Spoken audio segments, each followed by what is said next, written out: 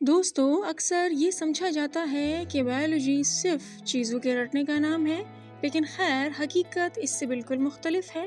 دراصل ماہرین حیاتیات بالکل سراغ رسانوں کی طرح کام کرتے ہیں۔ جب ان کے سامنے کوئی پراسرار یا پیچیدہ مسئلہ آتا ہے تو سچائی کو بے نقاب کرنے کے لیے بڑا ہی منظم طریقہ اپناتے ہیں۔ تو آئیے اس سفر کا آغاز کرتے ہیں۔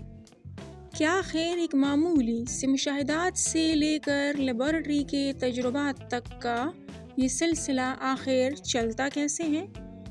اب سوال یہ ہے کہ سائنسدان آخر سچائی تک پہنچتے کیسے ہیں؟ اور ظاہر ہے اندازوں کی بنیاد پر تو مسئلہ حل نہیں کیا جا سکتا نا۔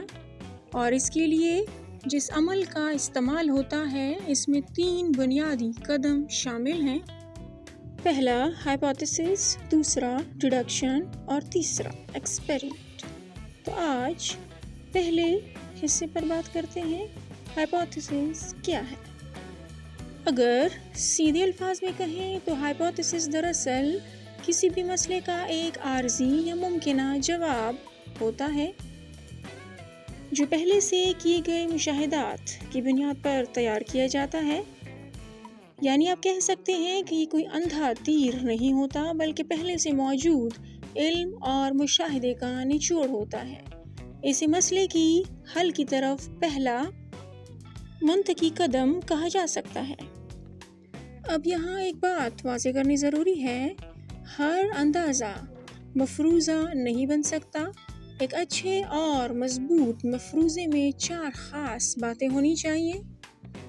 پہلی یہ کہ وہ ٹھوس مشاہدات پر مبنی ہو، دوسری یہ کہ وہ محض ایک خیال نہ ہو بلکہ مسئلے کا ایک واضح جواب پیش کرے، تیسری خاصیت یہ ہے کہ اسے تجربات کے ذریعے جانچا جا سکے، اور چوتھی بات بڑی زبردست ہے، اسے غلط ثابت کرنے کی گنجائش ہونی چاہیے۔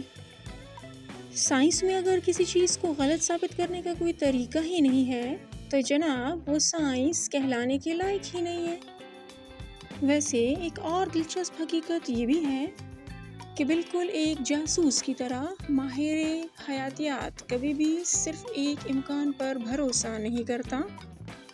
ایک ہی مسئلے کے لیے ایک سے زیادہ ممکنہ جواب یعنی کئی مفروضے بنائے جا سکتے ہیں، پھر ان سب کو ٹیسٹ کیا جاتا ہے تاکہ جو واقعی حقیقت پر مبنی ہو صرف وہی سامنے آئے، یہ بالکل کسی مقابلے جیسا ہے۔